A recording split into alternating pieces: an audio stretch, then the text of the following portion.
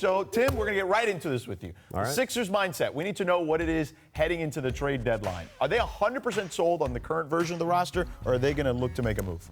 I think the best answer is we don't know, George, right? We're going to know next Thursday when we get to the deadline and we see if the Sixers go out and they make a move to improve this roster, a couple moves, right? You know, Brett Brown for weeks now has been saying, hey, look, we need to get more depth on this team. We have the top 3 or 4 guys, but the rest of our team just isn't good enough to compete in the East. You know, even with the issues talked about with Boston before, with Milwaukee, with Toronto, those teams are just better than the Sixers are from top to bottom. And if they're willing to go out and use Markelle Fultz or use picks to improve that second half of their rotation from the 5 and 8 spots, maybe they can get out of the East this year. But if they don't, and aren't willing to make that move, then maybe you go, hey, maybe this team isn't, they don't believe in Jimmy Butler as, a third piece to go with Ben Simmons and Joel Embiid long term because they're not willing to invest the assets now to make their team as good as it can be. Scottie, what is the Sixers team missing?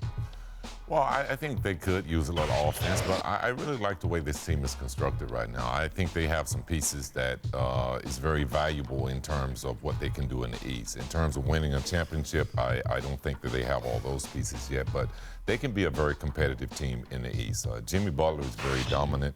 Joel Embiid is very dominant, and I think Ben Simmons can be dominant.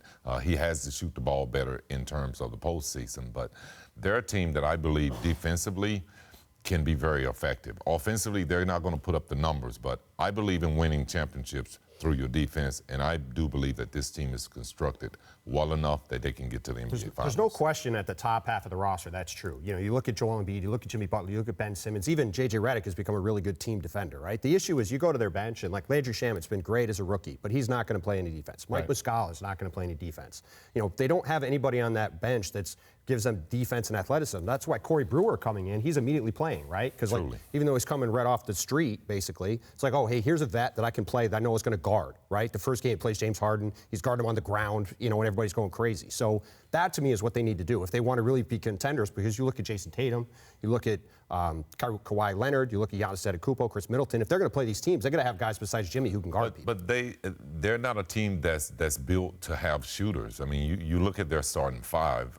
Ben Simmons is going to be a starter. Right.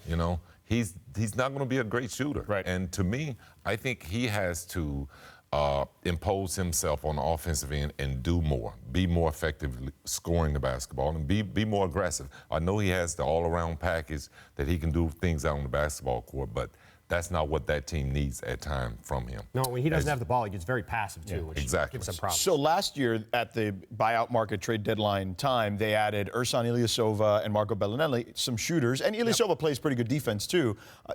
Are there guys out there that they could add like that? Guys that can help them as far as kind of spacing the floor better and can help them a little on the defense? Well, look, they like Dwayne Dedmon with the Hawks. And, that's a guy that they would be able to potentially trade for, but they'd have to trade Markelle Fultz to do it. So far, they haven't really been willing to do that. I don't think that Atlanta's going to be buying out guys again because, Bellinelli and Ilyasova both, they couldn't get stuff for them. They bought him out. They went to Philly and they played well. I don't think Atlanta's in a position to do that right now. They're playing well. I think they want to kind of keep what they got going.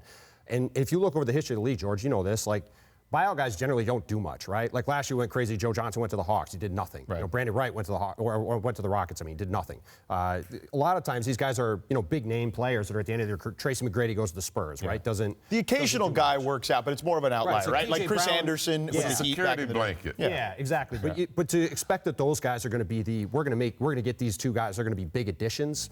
I just don't think that's realistic. And to Scottie's point, this team is good, and I think they'll get to the second round almost regardless. But if they want to really make a run, I think they have to make moves. And if they don't, I think, I had an executive text me earlier today saying, well, the Sixers are looking for guys that they traded and they're not going to keep Jimmy anyway. And if they don't if they don't make moves now, you could go, hey, we'll figure it out in the offseason. Yeah, maybe that means they don't believe in Jimmy as part of the core going forward.